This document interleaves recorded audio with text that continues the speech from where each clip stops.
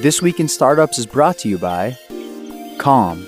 Seize the day and sleep the night with the help of Calm, the #1 app for sleep.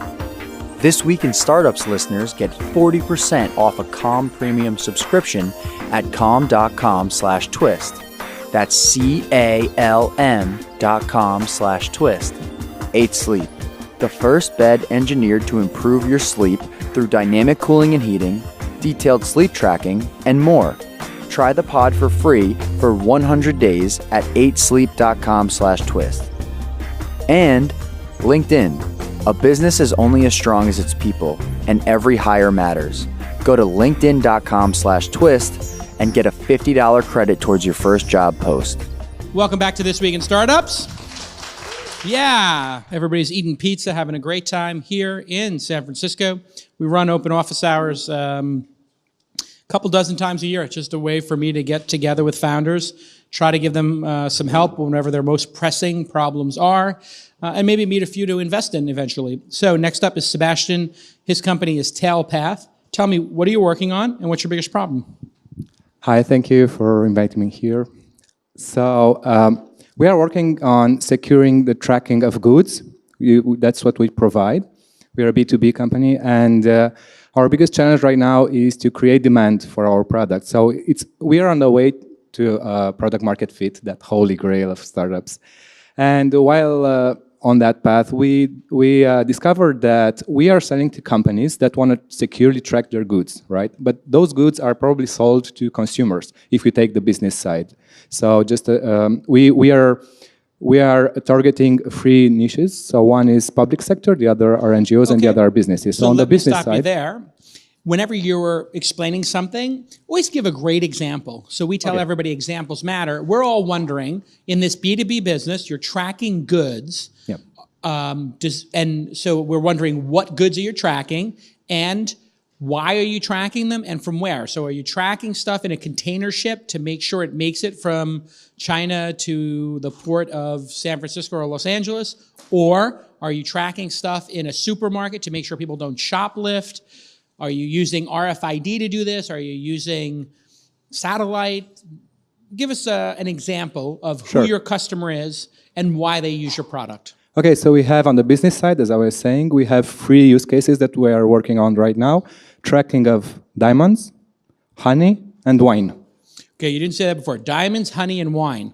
These are the 3 areas that we are exploring in the business side. How do you track diamonds, wine, and honey? Okay, let's take diamonds. So we are actually inscribing inside the diamond a tiny QR code, and then you have to magnify it 50 times and check it if it's legit or not. And they already do that now. Not really. No. Not with QR codes, but they do mark diamonds.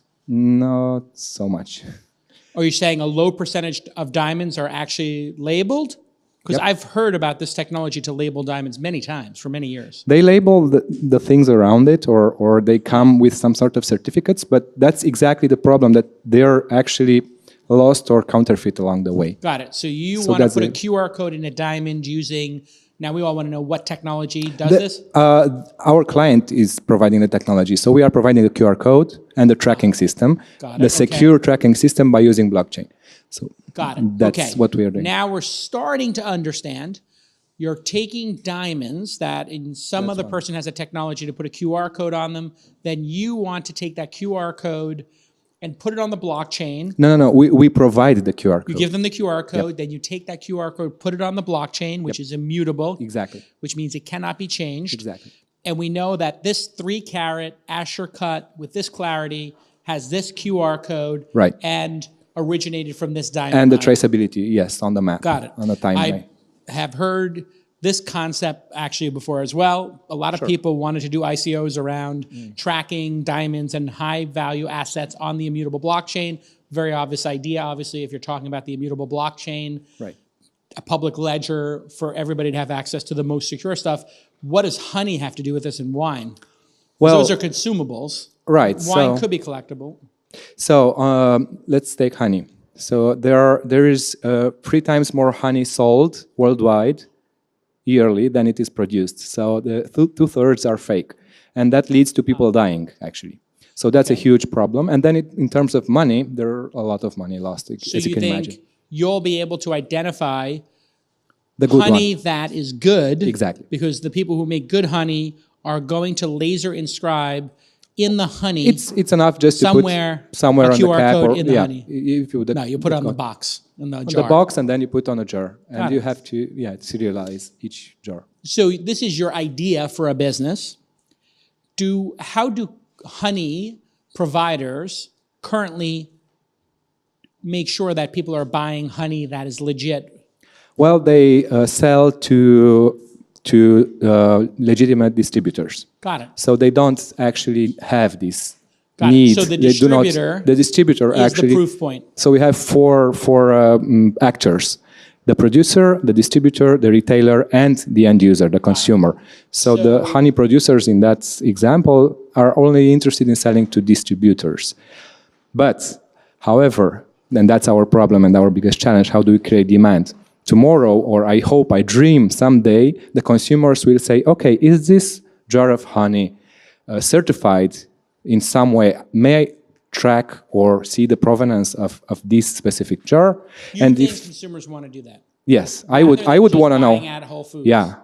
Yes, because if you see the numbers on wine, on a lot of other niches or industries, we eat a lot of bad stuff. You have no idea what I see that pizza for the high. So do you know how it was made? I'm pretty sure you don't. You kind of trust the pizza place that you bought it from? But I could see with some high-end item, the stakes going up, you wouldn't want to know that this wine was certified. And so there is a marketplace called StockX. Yep. And what StockX does is just for high-end sneakers, which cost, let's call it $300 and above, if you want to sell one, you send it to StockX. So if you have the pair of Yeezys, you sell it, you send it to StockX. StockX then sends it to the buyer. And in between, they have a group of people certifying that they're real and putting a tag on it with a hologram. And that is part of it, having the provenance. Sure. And then obviously auction houses are supposed to do this. And wine resellers are supposed to do this, or wine consultants. So I think it's like a very intellectually interesting discussion of the blockchain that's occurred for years of provenance, I guess. Exactly. Is providence or provenance. Provenance is the term that people use. And I think it's incredibly niche, and most people don't care about the provenance of their consumable items. And so that might be your problem is, Exactly. You feel that this is important, but the world doesn't, right? And so that is a very hard place to be as a founder, because you have to solve two problems. One, you have to build a business, and two, you have to make people care. Very hard to do. And actually, if you look at Tesla, it's really the perfect example. Yeah. Most people did not care about electric cars. They had long forgotten the EV1.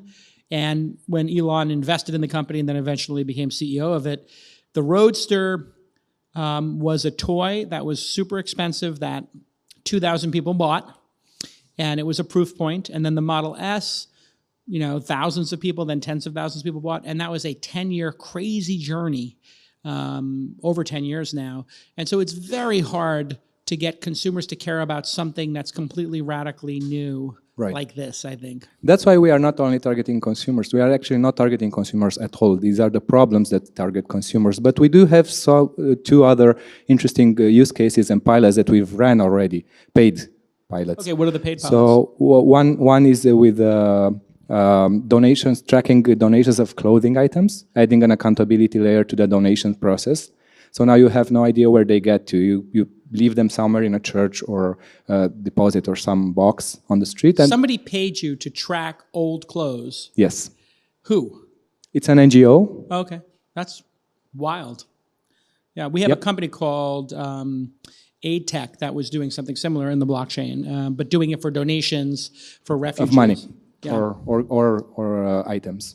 Yeah, no, more for aid. And on one side, you could donate and then see on the other side, this refugee from Syria. That's a big problem. And we are actually in discussions with the World Food Program on that area. Yeah, and the third thing that I would like to add, because it's pretty interesting, we've been the technology providers for the largest medical military exercise in NATO's history. So NATO used our technology for 2,500 people from 40 countries in Romania this year in April. So because we are in a crowded space of startups, on a blockchain, of course. We are blockchain agnostic, by the way. We will not issue any kind of coin, or we are not stuck into a blockchain. We are using public blockchains. And what differentiates us from our competitors? But what is your biggest challenge? You're getting consumers to drive the demand here? Is what not only consumers, but to find the product market fit and to find which target group do we solve the problem, the most stringent problem for. Yeah. Because we found we solve a problem in the military, we solve a problem in donations tracking, we solve some problems in wine, so diamonds. So the way you're going to know if you actually solve the problem, I might pause for a second. When? No, hold on. I might pause and think about if you've actually solved the problem for the military. And the way to know that would be you were able to raise your prices and they renewed and did the product again. So you did pilots. Did the pilots that you did, the 3 pilots, result in people saying, I need to have this technology. When can you have it up and running to do like a full-blown deployment? Or did they say, thank you for that? That was interesting. So as you know, in the military, it takes a lot of time. The sales process takes forever. So we have no idea if we are there yet. On the donations side, we have some good feedback from the market, let's say, but it's too early. So that's why we are now focusing on the business side. You didn't answer my question, which is, did any of them renew? Of the 3, have any of them spent more money with you? Yes, the ones with the donations. The donations? Yes. How much did they spend with you on the pilot? How much did they spend with you on the renewal? Ballpark. So the pilot was done on a monthly contract of $1,000. Okay. It's discounted from $1,500 from our price point. Got it. And then it was almost 1 year ago, and it's an ongoing contract. Great. And then they paid another, let's say, $10,000 for new things to add to the platform. So you're making custom software for them. They're paying you $1,000 a month. Yeah. So that's, I think, the right way to do it is if they're willing to build this custom software and solution, because it's an emerging market, you have no idea when the market will actually manifest itself. The market for electric cars took decades. The market for crypto might take an immutable blockchain and tokens. It might take decades. It feels like that to me, actually, because here we are 10 years in and there's no real good application yet, so other than speculation. Well, I hope we are one of them. Well, hopefully. And so I think what you have to do is survive until that time. And so I think actually doing paid pilots and custom work is a good idea because you'll learn. And then it takes the pressure off you having to raise money. We have raised some money on a pre-seed, and we are right now actually raising some more. So yeah, I mean the space has been kind of it's really been tarnished by the ICO movement. So in Silicon Valley, there's no appetite really for crypto projects right now. Well, we are not a crypto project. We are a software as a service that uses blockchain as a security layer. So that's So I think you're going to get, even with that, people put the blockchain with crypto. You may think it's different because you're a crypto person. It is different. But they're not going to look at it differently. They're going to put it into the same ICO bucket because when people were selling ICOs, they were leading with blockchain. So it's part of the ICO movement. It might eventually emerge that public blockchains that are immutable are just so transcendent that that's more important than the tokens. Who knows? But I like your strategy of doing projects, doing custom software. Now, most VCs and investors are going to say, you shouldn't do custom software, you should just build a platform, whatever. But I don't think you have that luxury in this situation with a market so demolished after the ICO madness. So I think you should just keep doing what you're doing and take your time. Don't try to raise money. Just do these custom software projects until you start to see some pattern that actually gets traction. It's very much like the virtual reality space, which we've had over 30 years, there's been so many different virtual reality swings at bat. And to this date, there's no virtual reality application that people are crazy about. Did anybody put on VR goggles today? Raise your hand if you put on VR goggles. How many people put them on yesterday? Anybody? You did put them on yesterday. You did put VR goggles on yesterday. Okay, that's strange. That's the first time that's ever happened. Did you immediately take them off and hand them back to the person? Anybody else use VR goggles? By the way, that was 1 out of like 60 people in the room. Anybody use a VR headset in the last 30 days? Raise your hand. Okay, now that's an interesting one. 1, 2, 3, 4, 5, 6, 7, 8. Do any of you own VR goggles? Raise your hand. 1, 2, I own them, have never used them, or I'm gonna draw 3. Okay, so you can see that has been like this long journey, and if I were to ask people, how many people used a VR product, how many people use a VR product regularly? Every week? Raise your hand. Okay, nobody, including the person who used it yesterday by happenstance. So you look at that space, I mean, we're talking about tens of billions of dollars have probably been poured into it, and still, no consumers or B2B products are really making it work. It might be that in 20 years they'll be sitting here and there's still no crypto. No, project, sorry, so. I have to I know you kindly disagree because we've just been to I don't care OECD if you forum. disagree. I'm just telling you there might be. So, given that there might be no product that emerges, obviously you're doing it so you believe it's going to go quicker. I think you have to prepare for winter. So what I'm telling you is, you know, it's a little cold out there and you see the snowflakes and they're like, what they call them, flurries? 90 degrees out there. Yeah, no, it's really hot here. But, you know, like you come outside the door and you're like, oh, it's flurries. I don't think there's a blizzard coming. I think there's a blizzard coming. I think you're going to be snowed in. I think you're going to run out of provisions and all the Bring crypto. it on. Yeah. We're ready for it. So thank you. Let's hear it for Sebastian. Good. Well done. Thank you. Good job. Oh, the holidays, it's so stressful. There's so much going on. You got to go to parties. You got to go shopping. You know all about this, the travel. It's so stressful. And when you finally get in your bed, you want to be able to fall asleep and you want to stay asleep. Well, how are you going to do that?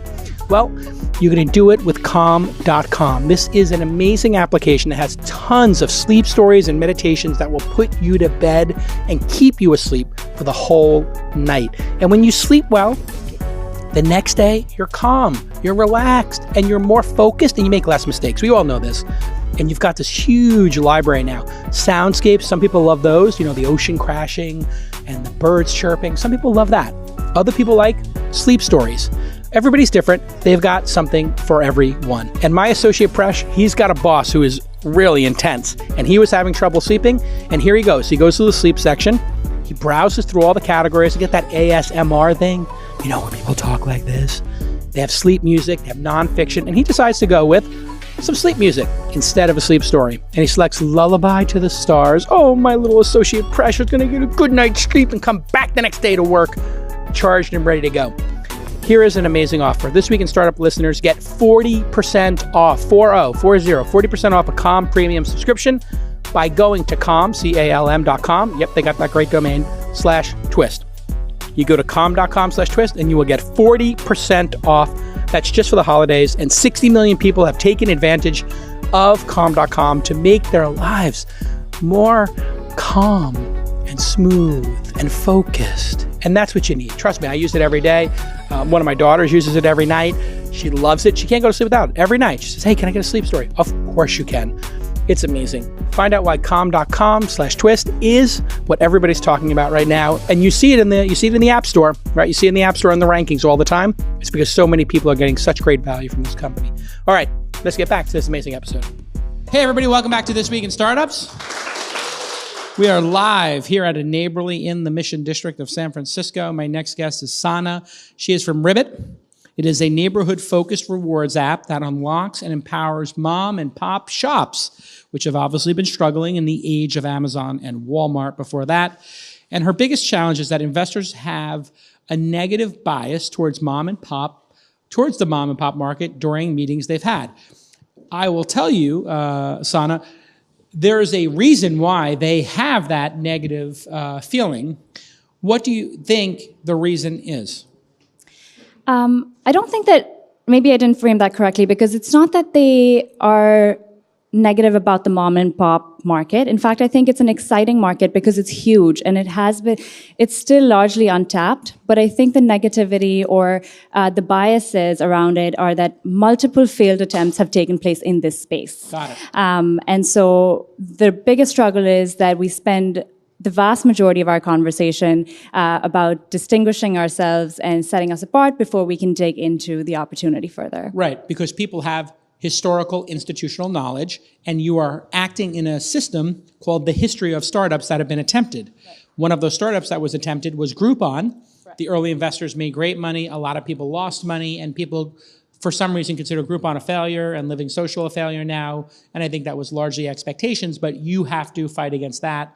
And also, Amazon's ascension means I think we can all see the end of the mom and pop shop. I believe there won't be mom and pop shops. There might be mom and pop experiences, but you actually think there's going to be mom and pop shops 10 years from now? So it's been super interesting. The way we look at the mom and pop shop market is... What about my question? Do you actually believe there'll be mom and pop shops? Absolutely. Okay. Absolutely. Because I think that Amazon can't replace an experience that takes place in store. We're always going to go out on a date, and you're going to want to go to a really nice local shop, which says something about why you went there. You mean a restaurant or a store to buy goods It could be. So when we say mom and pop shops, it's of every category. So whether you it's include restaurants absolutely, and experiences. Yeah. Okay. So I believe restaurants experiences. I'm talking specifically about e-commerce versus buying stuff in stores. Yeah, I think that there'll always be a space for brick and mortar. It's a different experience. People focus on wanting to spend their money on products that are sustainable, that tell a story, and people are focusing on, so actually an interesting thing, so despite Amazon's growth and people buying ebooks, in New York, there has been a 35% increase in independent bookstores. Groceries, like small grocery shops, I think it's just why in New York specifically? Why did that happen? I think was there's it a huge focus a 35 increase of like there were 6 shops and now there's 8? Because two rich people love books and they started a money-losing bookstore? No, I think it's actually the focus on people being more conscientious of where they're spending. Local shops did Strand shut down in New York? Sorry, which one? Wasn't the Strand the big bookstore? And I think they shut down in New York. Not entirely sure. So just so you know, when you quote something like that as a proof point, like that's your proof point, your evidence, you better be able to back it up and know the knowledge if you're going to deal with an investor, because they might think that's a really interesting point you have and then research it, and you want your credibility to go up. So you should have that a little bit more backed up. There were 6 stores. There are 2 more, so it's gone up 35%. But what's really interesting, those 2 stores are sold out, making this amount of money, and they're now opening their 3rd and 4th locations. That's a much better proof point, because as you're saying your proof points, I'm disagreeing with every one of them. Right. So you have to make sure that you're actually registering that I buy into what you're selling. I think D2C, direct to consumer, is going to be the nail in the coffin of local retail. I think people do care about what they're buying and putting in their body, but I think they'll just want to order it from their phone or from Instagram. So your business is going up against all of these trends. And what VCs look for is, and they have historical knowledge and signaling that says if a market is rising, all the startups in it go up and you can become part of this groundswell. So we call it internally, when somebody is selling, when somebody is going against the market like this, the market trend, we call it, like selling ice cream on the Titanic. Like, yeah, maybe you'll sell some ice cream on the Titanic, but it's going down. And there was a whole cohort of companies that sold solutions to local newspapers to keep them from going out of business and let them compete against Craigslist. Do you know how it went? No. Go ahead. Do you know what a local newspaper is? Yeah, for sure. Which one do you subscribe to?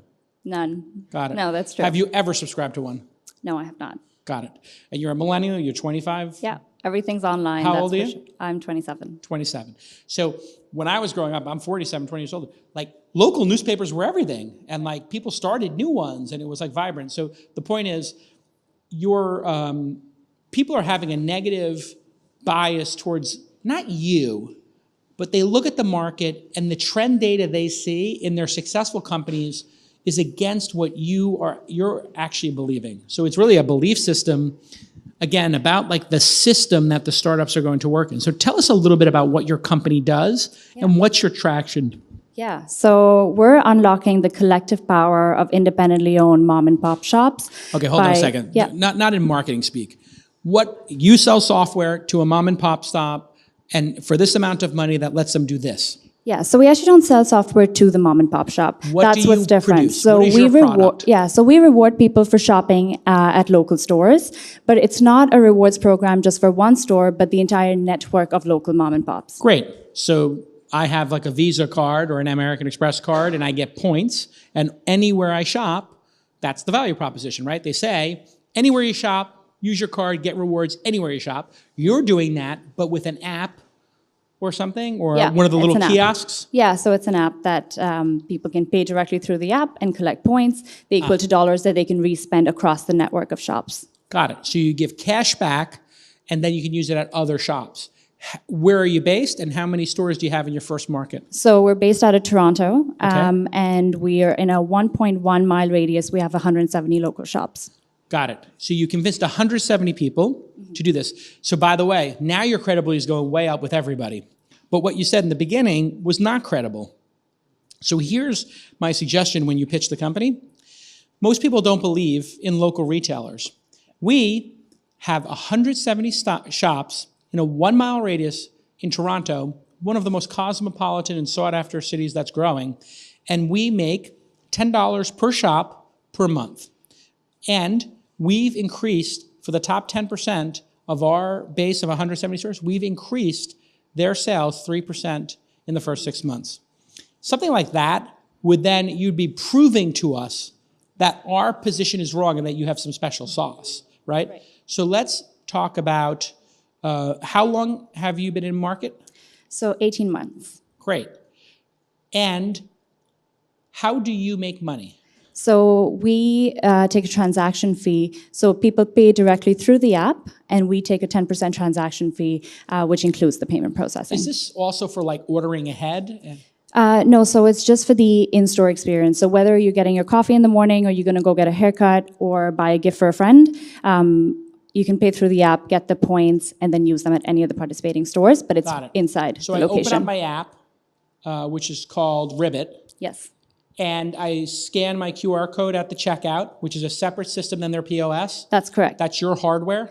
So it's just an app that they can download from the App Store, and we store. provide them, the store. So there's a merchant app which they can download from the App Store, and we provide them with a little QR code. So there's no additional hardware. So they take their phone and they scan my phone, and they get paid? So the merchant through their app will put in the amount that you owe in store. As a user, you just click pay on the Ribitt app and you scan the QR code and accept the total.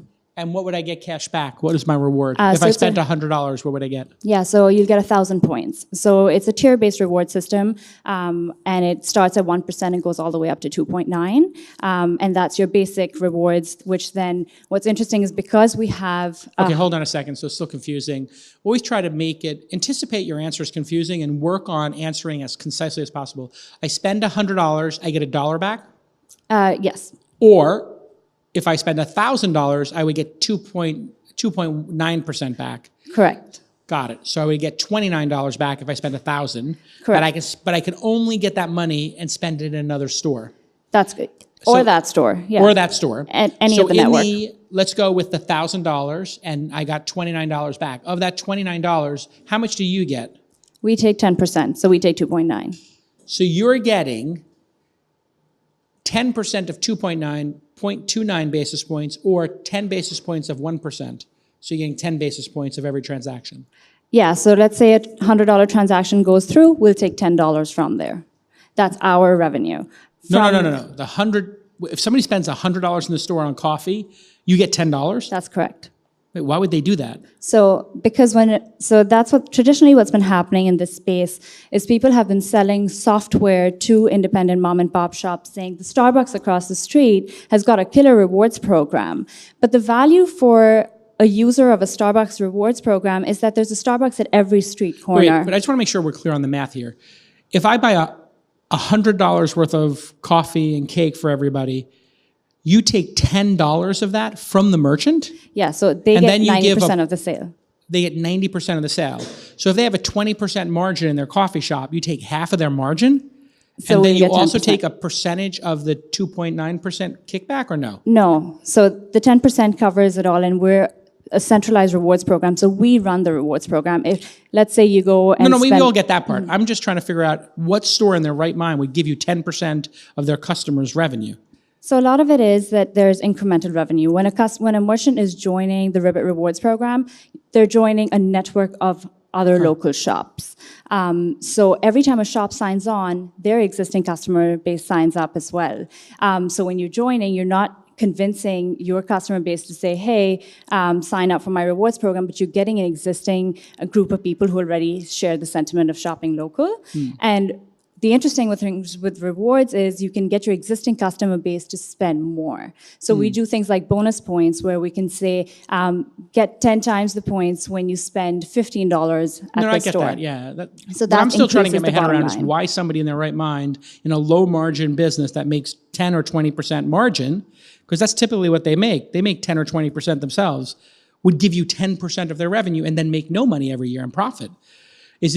Do you do the credit card transaction then for 3%? That's correct. Yeah. So the 10% includes everything. So it includes 2 or 3% is what they normally pay to a credit card company? Yeah, it ranges between that. So you're actually taking more like 7 to 8%. That's correct. So let's just call it 7.5%. They'll give you 7.5% of their margin. Has anybody run their entire point of sale through the system, or is it just 10% of their users? Yeah, so we're not saying that we're going to go after the full 100% of their transactions. I would say our comfortable spot is about 15% of their sales. 15%. That's correct. And on average, on the lower end, a local coffee shop would make anywhere around $300,000 annually. So they make $300,000 annually. 15% of it would go through the program, so that'd be $45,000 goes to the program. If they made 10%, just to make it simple, they would be giving you $4,500 of their normal $30,000 in profit. So you'd actually be taking 15% of their profits for the year. Right. But in exchange for that, your promise is that they will get more than 15% more customers. Yeah, so they're not having to. Yeah, so most of the customers who are on the app have either been sold a software solution where they have to manage and run their own loyalty. No, I get that. Yeah. What is the? How many people transacted yesterday? So on average, we have 51 transactions that take place in a day. Got it. So yesterday, you assume you had about 51. Yesterday was 51. It was. Yeah. Okay, great. I was asking you that question. That was like a probing question, just to see if she is obsessed with her metrics dashboard, which I assume you load 10 times a day. I have it. So you got 171 stores. 1 out of 3 has a transaction every day. So it's early days. You've got to get consumption up, and that's fascinating. So it's interesting. Like I didn't buy the business, but through your sheer force of will and performance, I kind of am fascinated. And so this is a great moment for founders to understand. As investors, we ask all these probing questions, and we are open to be proven wrong. So if you can prove me wrong that mom and pop stores are not going away, or that you can make a business selling into them, that's great. It seems like it's a hard business, and you need a lot of scale. But because you're taking 7.5%, maybe less scale than Square does, which takes just 2.9. 2.9. That's the average. Yeah.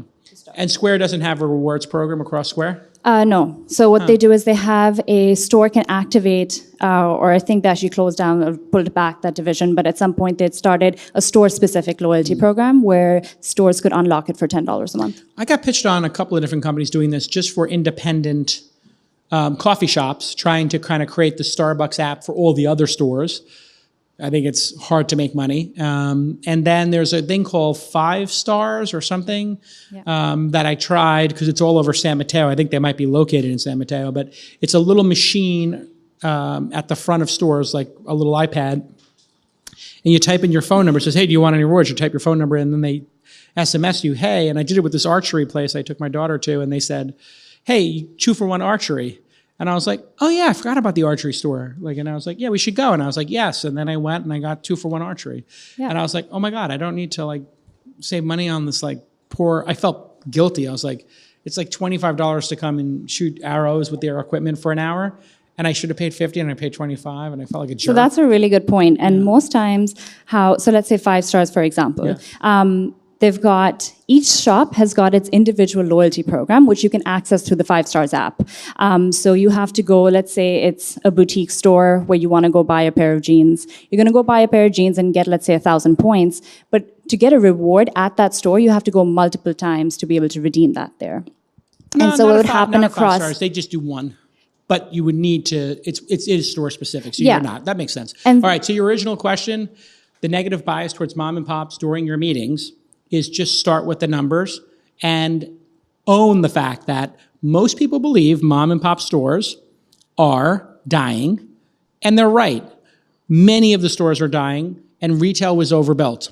However, it's building back up, and we've got a solution that has traction in the market. Let me share with you our traction and why we think there's going to be a renaissance in retail.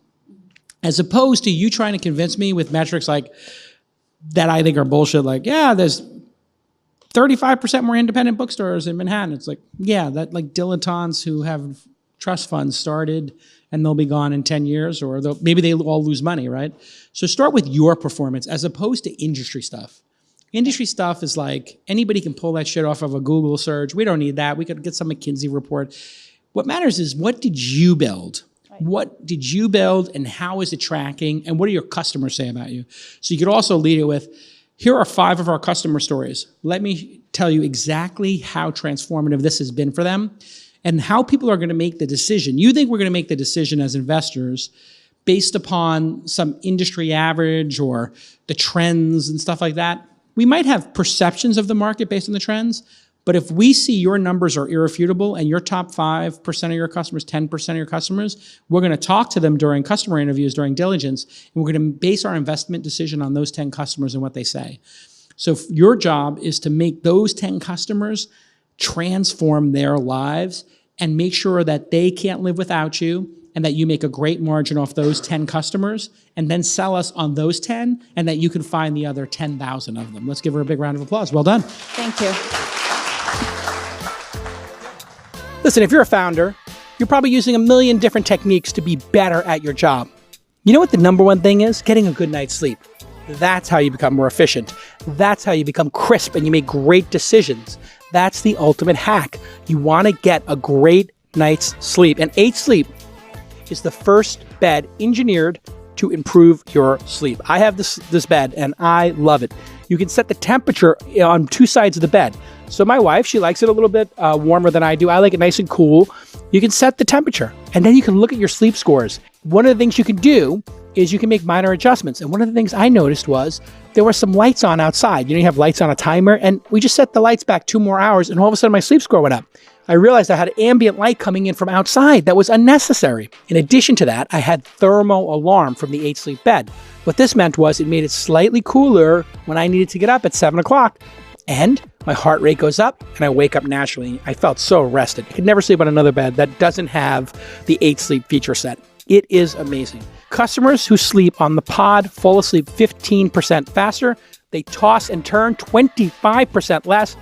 And they increase that deep sleep. That's the one you want. They increase it 17%. And it's just an incredibly comfortable bed. So supercharge your health and productivity like I am. Get the sleep you need and deserve by heading to 8sleep.com/twist. 8sleep, EIGHT, sleep, SLEEP.com/twist. And you get to try the product risk-free for 100 days. They'll take it back if you don't like it. You're going to love it. That's how confident they are. Great job, 8 Sleep. And really happy to be an investor in the company as well. Thanks for making some room on the cap table for me. All right, let's get back to this amazing episode. Welcome back to Open Office Hours with Jason Calacanis at Neyborly. I am Jason Calacanis. That is so weird. I need to get an announcer to say, welcome back to Open Office Hours with Jason. Open Office Hours is a program we run.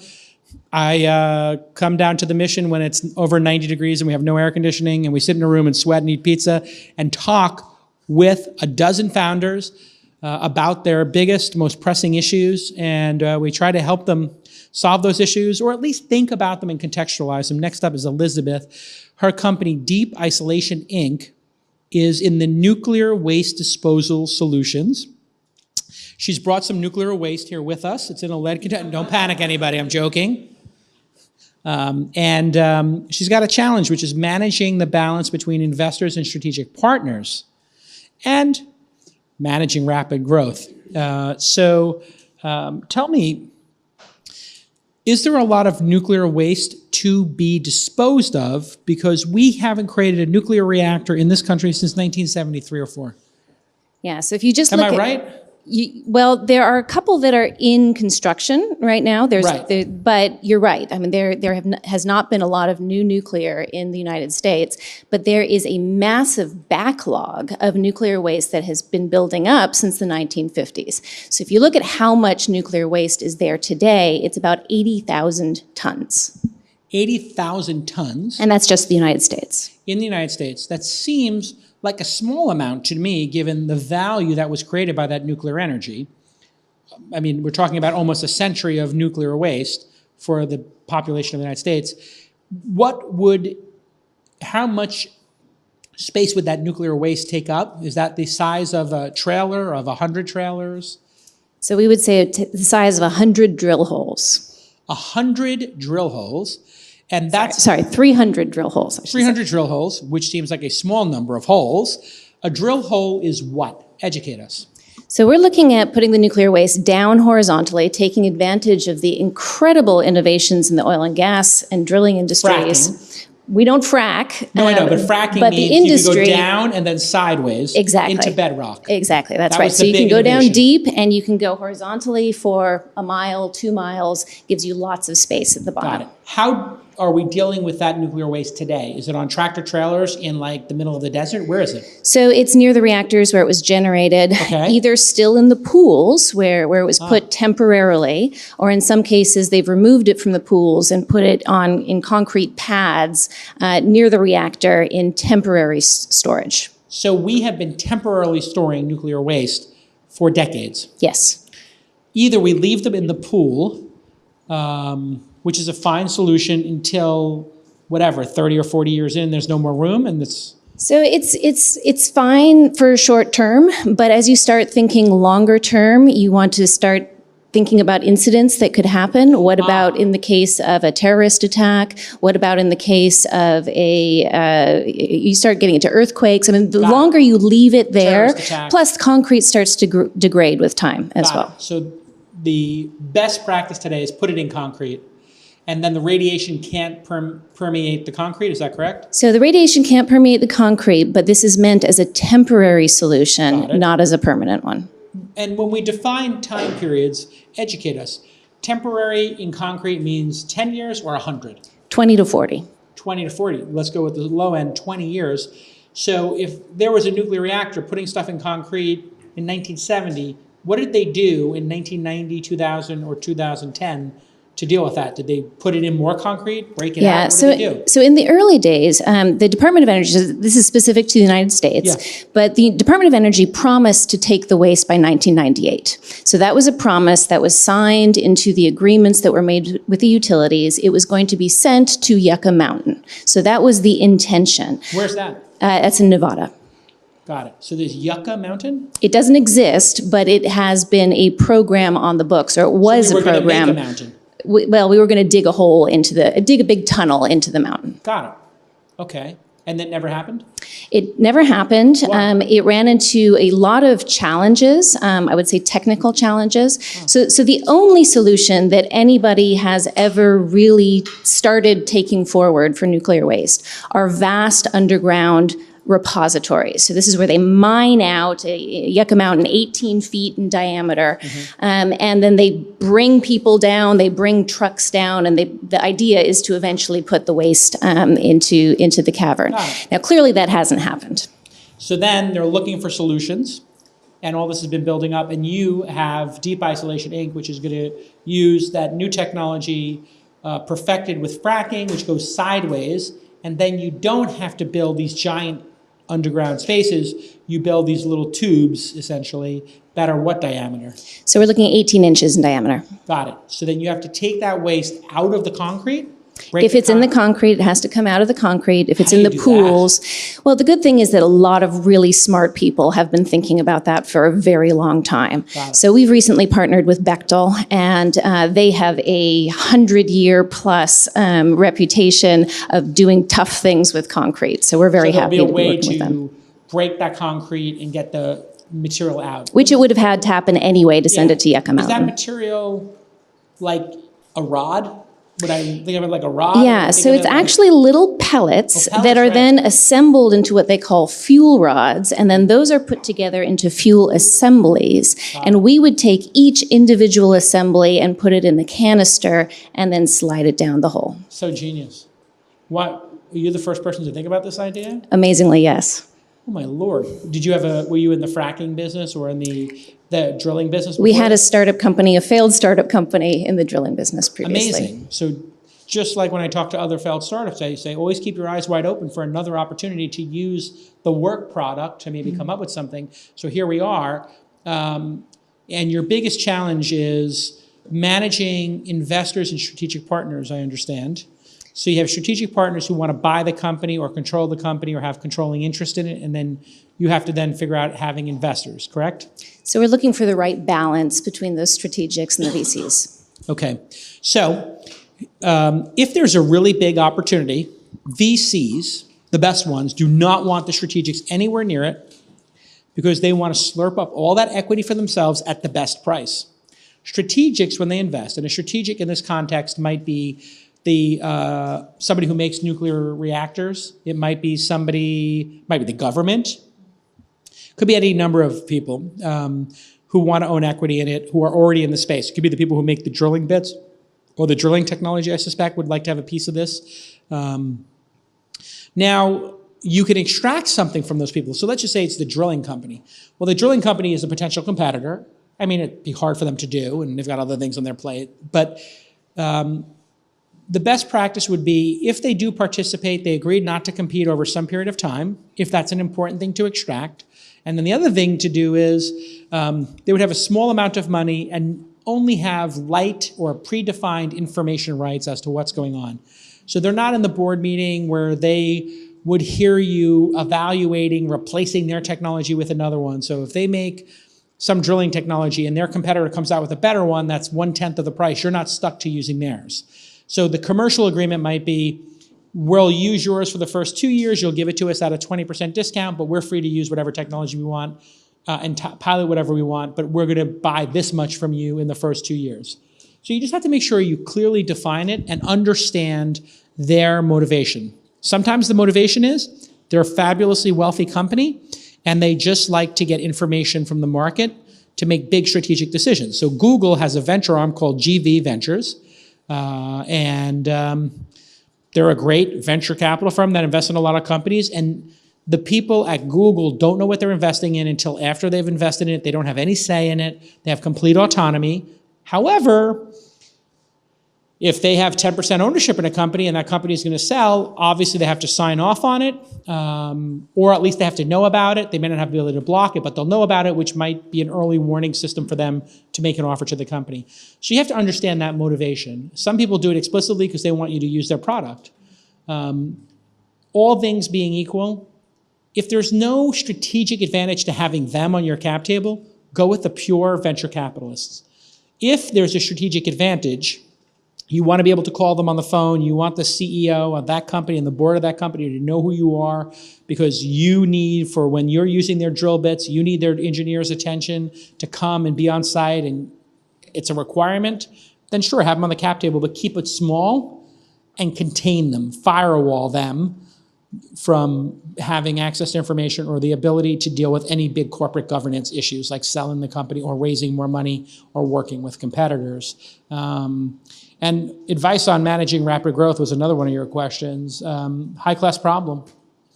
You know, it's a high-class problem. Hire the best people you can find and maybe have extra capacity. So if you're in that high-class problem of rapid growth, you're going to just want to have extra capacity. So in my companies, I try to understand what's the most important area and then overstaff it by 20, 30, or 40% when things are going really well.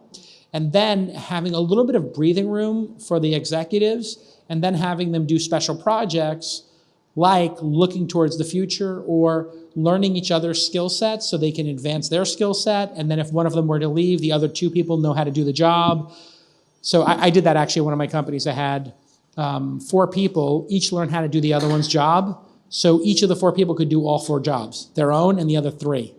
And what that does is if somebody leaves or 2 people leave, or even if 3 people leave, you as the CEO plus at least one or two of those people can still handle and maintain the reactor. Like we can keep the reactor running. So I love your business. Where are you based? Berkeley. Oh, wow. What's the state of the company? Is it just an idea phase, or you've raised money, or where are you at? So we've raised $14 million. Oh, wow. We did a demonstration in January, and the government sales cycle is long and slow. And nuclear is but we glacial. are in procurement Wow. with more than one, and we will be announcing first sales soon. Amazing. And are you a nuclear physicist or something, or you're just a... My co-founder is. Got it. Elizabeth, it's amazing. And when you start actually doing this work, I think it'd be a great time to come on the podcast and maybe share it with the world. Okay, big round of applause for Elizabeth. Well done. Hiring the right person takes a ton of time. You know this. And what do we lack as founders? Free time. We don't have any free time. Urgency can be your enemy when it comes to finding the best candidates. You might make a mistake, and you might just hire somebody to fill a seat, and that's always a mistake. That's why LinkedIn is the best place to go find that talent, because everybody is on LinkedIn, and LinkedIn Jobs screens candidates with the hard and soft skills you are looking for. So you're not going to rush and make a mistake, but you're going to be able to hire a person quickly and efficiently. Over 600 million people are members of LinkedIn. You know this because if you're hearing my voice, you have a LinkedIn profile, and you've been on LinkedIn probably in the last hour or maybe day, just like the rest of us. And a hire is made every 8 seconds on LinkedIn. That is crazy. And at launch, we are proof positive. We got Sir Charles, our director, here at the studio, and Maureen, our marketing manager, both through LinkedIn Talent Solutions. And here's a video of my associate Presh putting up a job posting for our client success manager. And our podcast is growing so much that he's looking for somebody with a specific set of skills. He writes that description, he adds some screening questions, and he sets a daily budget. Bing, bang, boom. We're all set. We're going to start getting great candidates, just that simply. And here is your call to action. This is unbelievable. You can get $50, a 50, by visiting linkedin.com/twist to get $50 off your first job posting. LinkedIn.com, it's already in your browser's history, /twist. That's all I need you to do. LinkedIn.com/twist to get that $50 off your first job posting. Terms and conditions apply, of course, because it's giving you $50. All right, let's get back to this amazing episode. Okay, welcome back to Office Hours. My next guest is John Sircles, Sircles, which is a social recommendation app focused on positivity. And the biggest challenge is finding the right investment partners breaking into Silicon Valley out of Sacramento. Sacramento is becoming quite a hub of startups. We've had 2 or 3 investments there, and it's the number one city that people from San Francisco report, people leaving the Bay Area report that they're moving to. So that's pretty amazing. And over 50% of people surveyed in San Francisco said they plan on leaving in the next 5 to 10 years. And that's the number one destination. So you couldn't be closer to the Silicon Valley scene. Let's talk about your social recommendations app.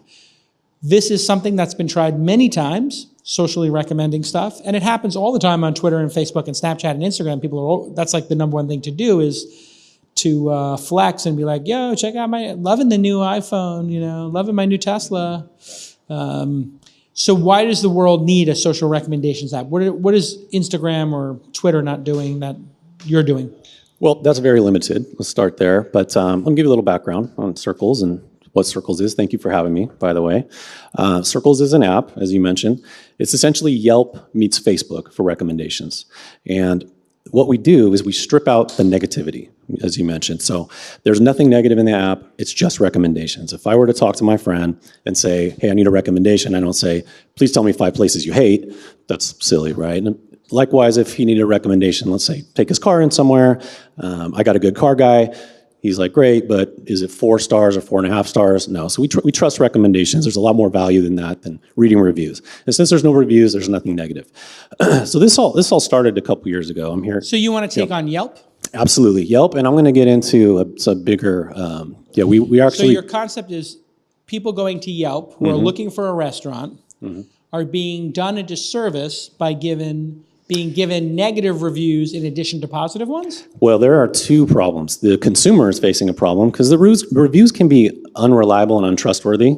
Okay, that is a different problem than positive versus negative. Correct. Reliability. Correct. Okay. And then the businesses have a problem. We're a small business. I'm here with my partner. We founded an IT company in Sacramento a decade ago. Very successful. We have multiple locations up and down the West Coast. We take our reputation very seriously, as any small business does. It is not fair how Yelp is treating small businesses and what they do, right? So we have, let me give you an example. Hold on a second. Yeah. We all know, we're aware of that issue. So the concept is Yelp, their business practices towards small businesses is unfair. Extremely. Everybody knows that. There was a South Park episode, I think, Right. made about it. So there is no need to convince anybody that Sure. small business owners, in some cases, don't like how Yelp treats them. And we'd all agree that Yelp isn't perfect at giving recommendations, but it is one of the best ways to find places in a new city where you are, or even your own It city. can be helpful, sure. But it Yeah, also it's can great. be difficult. You might read 3 great reviews for a restaurant, and you Yeah. might get to the 4th one, and it's horrible, and you're like, okay, All right, am I so going we're here? now at like, However, it could be improved incrementally, Sure, but sure. I don't, has anybody here used Yelp in the last 30 days? Raise your hand. Okay, that was 2/3 of the audience. Has anybody deleted Yelp off their phone out of complete frustration with the product? 1, 2, 3, 4, 5, 6. Wow, 7 maybe. So that's interesting. There is a level of frustration with Yelp then that I was not aware of. it's deep. It is deep. And it's not just the businesses, as I mentioned. No, these are Yeah, consumers. these are consumers, I'm assuming absolutely, these are. yeah. Let me just ask the question one more time so I'm sure. Raise your hand high if you've deleted Yelp because you're frustrated as a consumer, not as a business. Okay, 1, 2, 3, 4, 5, 6, 7, 8, 9, 10. 11. Wow, that is incredible. People are deleting Yelp. Yelp is universally loathed. Okay, I love Yelp. I don't loathe it. I love it. And it's not just Yelp that we're going up against. So Why, is it the culture of you're gonna Yelp? like this part because we're kind of building in a social element because Sircles is about your circle, your social community. Yeah. We're going up against Facebook too. So you might, and Also hated, but everybody we uses love it. Jason's book, by the way. Thank you. Great. Brilliant author. I recommend to anybody that's All right, not let's just stay an focused angel. here on you. Yeah, Okay. but the point being, Yeah. we might be called delusional in some cases, but I'll tell you what, the timing is right now Okay. to bring something positive. There's a difference between what we're doing and what they've been doing. At the core of what we do, it's all positive. So there's no way they can copy that or take that or steal that from us. All right, that's fine. But let me just understand the product. I go on the product. Yeah. I went to this specific cafe, and the person was incredibly rude, got my order wrong, and told me to F off. I go into the program, I write that, you delete that review. No, nothing like that. Let me tell you a little bit about the app. Okay, so No, I don't want you to tell me about Okay. the industry and educate me on the industry. No, 'cause I the know app. it. The Yeah. app. So Yes. I if I load the app and I write a there are recommendation. no reviews. No, absolutely There's not. no So, reviews. You have favorite restaurants, you have favorite movies, you have favorite your Got dentist, it. Okay, whatever. so I only can write in my favorites. You don't need to write in anything. You favorite it. You walk around town, Got the it. location tracks you. It says, would you like to add Okay, this got it. restaurant? Yes, I love this restaurant. By favoriting it, you are now instantly recommending it to everybody you know, everyone who follows you. It's that simple. Got it. Okay, so there's no reason to So be it's negative. favorite or nothing. Correct. No In, reviews. Out. That's it. Right. Correct. So either I endorse this or I don't. Can I Yes. endorse things on different levels? Like this is Now, here's the thing. If you ask me, hey, do you have a favorite movie? Do you have a favorite dentist or whatever? I don't need to tell you about, well, there's this one that's an A Is there and a this one's a limit B. to how many I can pick? Can No, I pick absolutely one? not. No, I Okay. have hundreds in there already. So, no, and it follows you around. So it does two things. You get to store your favorites. You travel, I'm sure, a lot. I do too. So it's like my bookmarks. Exactly. So you're storing it for yourself to recall later. You can map it later, whatever. But you're also storing it for your friends and followers to see it instantly. And it explicitly says, this is my favorite. Correct. It's your favorite. It's a recommendation. Yeah. You can save things for later. If I share 10 restaurants with you, you might want to save 10 of them so and check them there's out two later. functionalities. Yes. And the language is, this is my favorite blank. Right. Or I can bookmark it privately. But if I say it's my favorite, it's public. Exactly. That's Got it. exactly So right. it is a culmination of all my favorites. And if I were to put too many in, people might ignore that I'm putting them in. No. Now here's the beauty of what we did. Sircles is not just what everyone else did with a list view. It's very innovative. It's very simple to use. It's based on actual circles. There's a wheel. with categories. So you can go, let's say I'm looking for a restaurant, I go to the restaurant category. You can have as many restaurants as you want. They're broken down into the different types. You got Italian food, you got Asian food, etc. So you can have, and it's all mapped out too. So you have a map with pin drops on All it, right, so you got can it. easily see. Yeah. So if I go to Italian restaurants, Mm-hmm. it ranks them by the number of people who've said it's their favorite? No, it's going to show you your friends' favorites. So will it show me 3 of my friends like this one? Absolutely, exactly. Okay, That's exactly so right. it's so in order for me to get value, my friends have to be in my circle. I It's knew you were not a going there. No, global- well, no, because you can put the filter to most popular. You can even put a filter to daily deals. So there's a subscription Okay. model with But the coupons, default is I have to have my friend circle, but I can change it. So maybe when I first sign up, I don't have my friends, and it shows me everything. Or Yeah. Oh, yeah. You can use it in single player mode and get value immediately. Yeah. There's a community, right? What's the biggest challenge then? Well, the biggest challenge is, we could be accused of being delusional, as you mentioned in your book, is taking on Yelp and Facebook. We raised $500,000 in 2 weeks. From who? In Sacramento.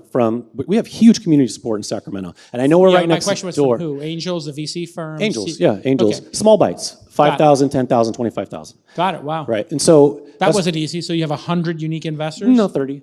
Yeah. Okay. Yeah, and it's been great, and we have huge community support. But obviously, we want to go to the next level. Sacramento, understandably, people are How do you make conservative. money? We have a subscription model. The businesses pay $20 a month. Very simple to sign up. We give them unlocked features for them. They can. What's the number one feature that you sell to them, that biggest- they report they use the most? The best one, we're still in beta, but the best one by far is the ability for them to create coupons that show up on the daily deal. Right, so they can do deals. Yeah. But full management of the page, the opposite of Yelp. You call Yelp and you say, this is a fake review, they say sorry. I have a better idea for you. Sure. If you're open to it. Yeah. So the deals is one, but I think an even better one, since you've decided to do positivity. I'm warming up to your idea, by the way. I was poking a little bit to try to see if I could knock you off I your appreciate thing. it. So just so you know, sometimes an investor pokes a little bit just to see if I can knock you off your position. If I can knock you off your position, you're not so sure about it. You've just eliminated yourself. Sure, absolutely. But you wouldn't back down, despite me being don't know me well, no, yet, yeah. people love Yelp. I don't know what you're talking about. Okay, so now you've got only favorites in there. Now you can go to the businesses and say, listen, we're the anti-Yelp. We just have people who love your restaurant. And when they say they love your restaurant, if you're a premium account, we give them a separate screen that says, meet the owner. Jason owns, or Sonny owns the Red Rooster. Okay. Would you like to join Sonny's mailing list and add Sonny to your circle? I like that. And they can click to add Sonny to their circle, and now they know the owner of the Red Rooster. Right. Or you could follow them, whatever. Or would you like to join their mailing list? And when they join that, you give and it pre-populates their email.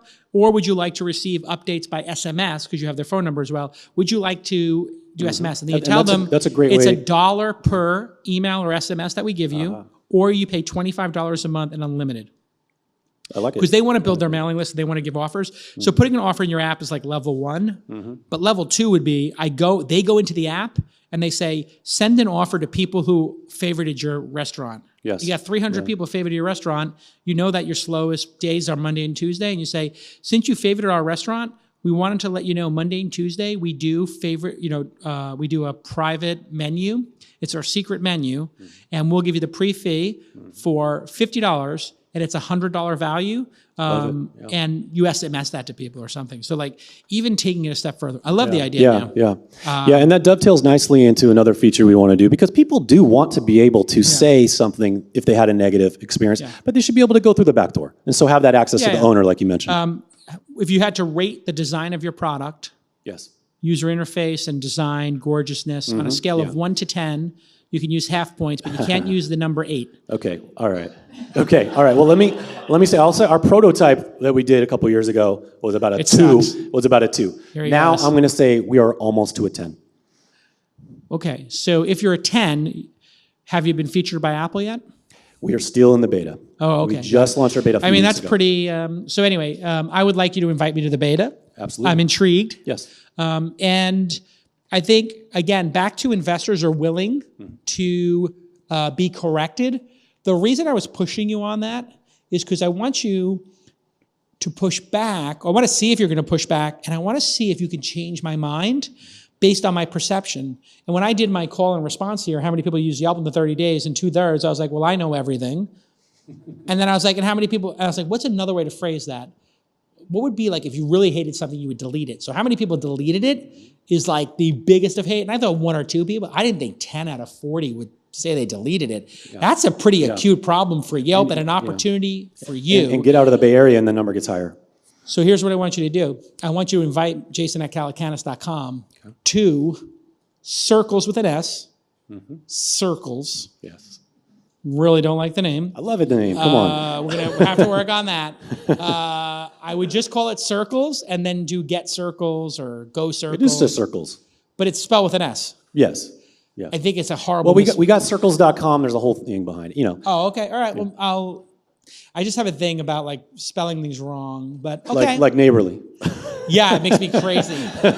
No, trust me, this conversation we've had. But okay, I would have just called it Neighborly and had Go Neighborly or Get Neighborly. Like this idea of because people all search in the App Store, like one word name. Yeah, okay. but Lyft did okay. Let's hear it for John. Well done. Thank you, Jason. Good job.